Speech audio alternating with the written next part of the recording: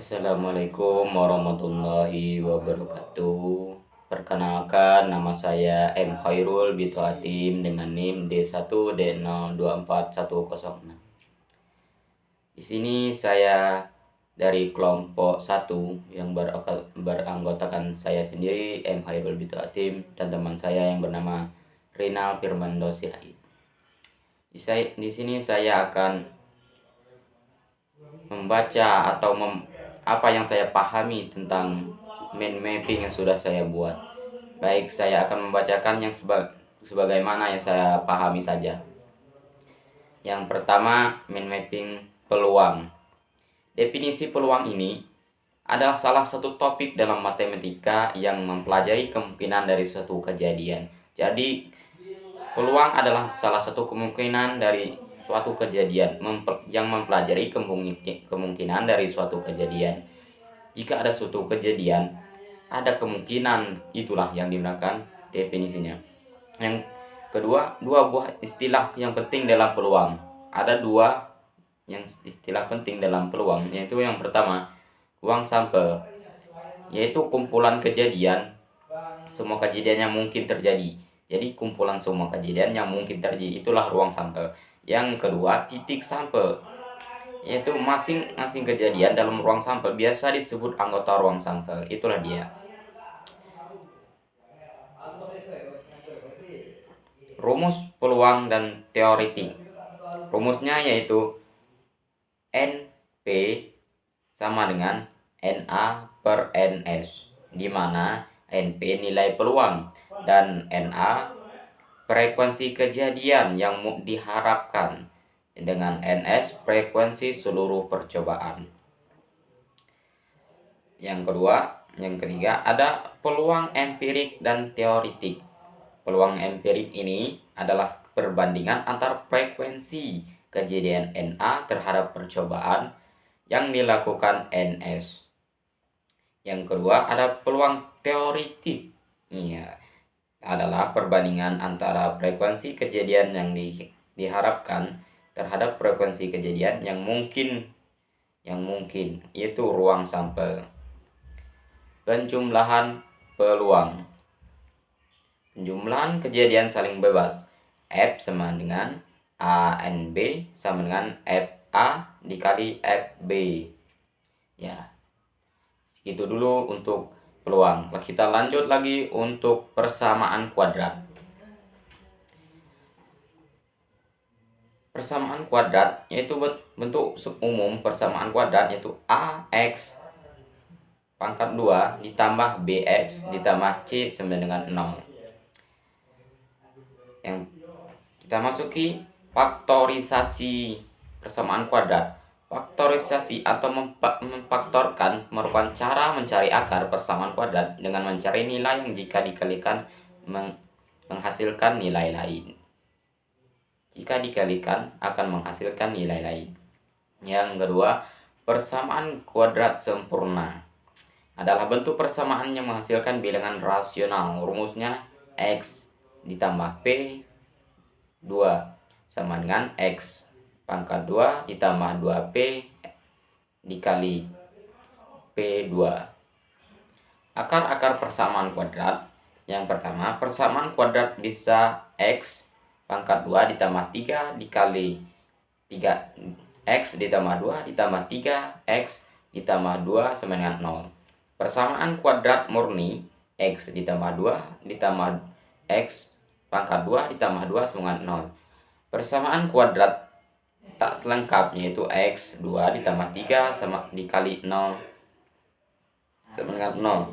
Persamaan kuadrat rasional yaitu 4 dikali 2 ditambah 3 ditambah 3X tambah 2 sama dengan 0. Nah, cukup sekian persamaan kuadrat. Kita lanjut dengan matriks. Nah, matriks, definisi matriks, sekumpulan bilangan yang disusun secara baris dan kolom yang ditempatkan pada biasa atau kurung siku.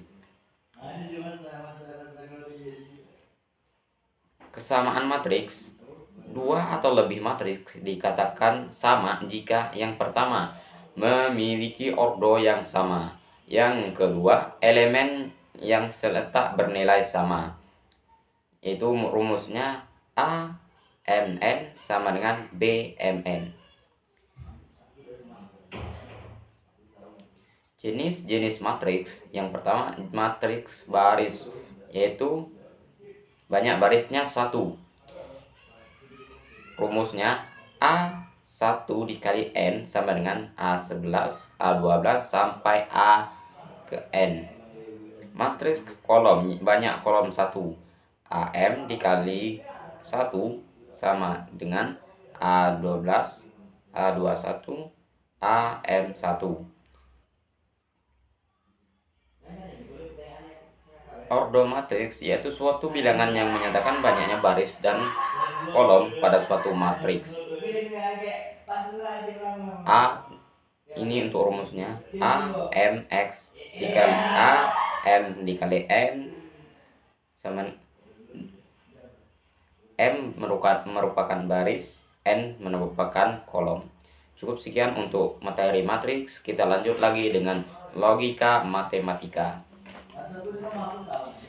Logika matematika,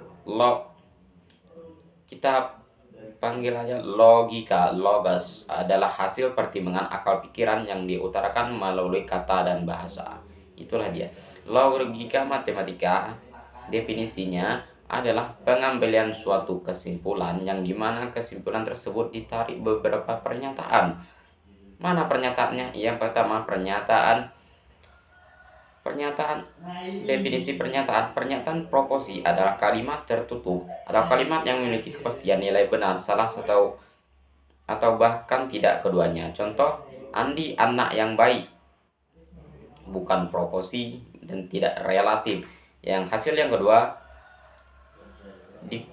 hasil kurangi dari 5 dan dikurangi 2 adalah 3. Proposinya sudah pasti benar.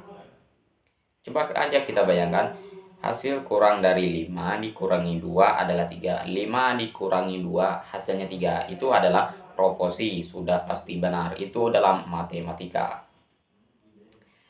Jenis proposi. Yang pertama proposi tunggal, proposi yang tidak menggunakan perangkai. Contoh, P sebenarnya hari ini cerah. Proposi majemuk. Proposi majemuk menggunakan suatu perangkai. Contohnya, jika hari ini cerah, maka saya ke pantai. Mana proposinya? Jika dan maka. Proposi kompleks, proposi yang menggunakan 2 atau lebih perangkat. Contoh, jika hari ini cerah, maka saya pergi ke pantai dan berenang di sana. Ya. Yang kedua, pernyataan majemuk. Pernyataan tunggal yang digabung menjadi sebuah pernyataan baru dan menggunakan kata hubung logika. Konjungsi digabung dengan kata logika dan dilambangkan dengan P, Q. Disjungsi digabung dengan kata logika atau dilambangkan dengan V, Q juga. Demikian materi logika matematika kita. Kita lanjut lagi dengan relasi dan fungsi. Nah, relasi dan fungsi. Jika terdapat himpunan A sebagai daerah asal domain dan himpunan B sebagai daerah kawan kodomain yang memasangkan setiap anggota himpunan A dengan tepat satu anggota himpunan B, maka relasi tersebut disebut pemetaan. Sedangkan hasil dari relasi tersebut disebut daerah hasil range, dinotasikan dengan RF. Ciri-ciri fungsi. Fungsi adalah hubungan dari daerah asal ke daerah lawan, di mana setiap daerah asal selalu terpasangkan dengan daerah lawan. Daerah asal disebut dengan domain, daerah kawan disebut dengan kedomain, dan daerah hasil disebut range. Itulah dia ciri-ciri fungsi.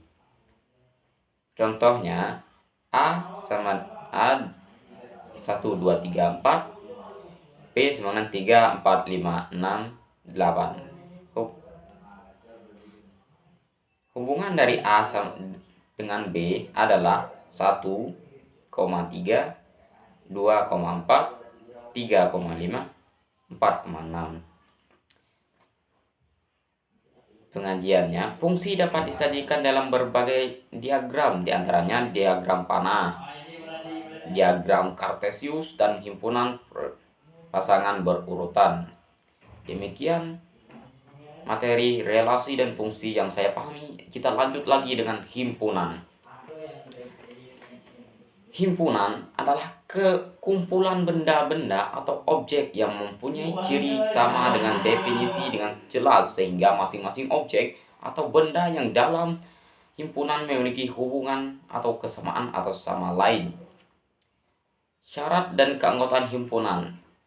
Syaratnya adalah himpunan semua anggota himpunan S sedemikian rupa sehingga pernyataan PX benar dan berlaku.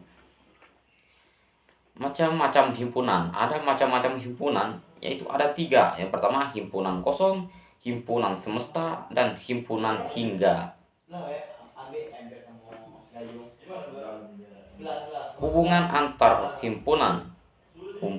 Yang pertama himpunan bagian, yang kedua himpunan kuasa, yang ketiga himpunan yang sama, yang keempat himpunan yang ekuivalen. Sifat-sifat himpunan yaitu ada 6. Yang pertama sifat komplement, sifat identitas, sifat idempoten, yang keempat sifat kompetitif, yang kelima sifat asosiatif, sifat distributif.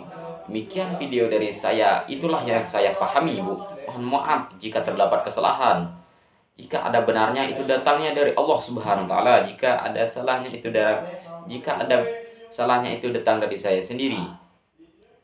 Demikian video dari saya. Wassalamualaikum warahmatullahi wabarakatuh.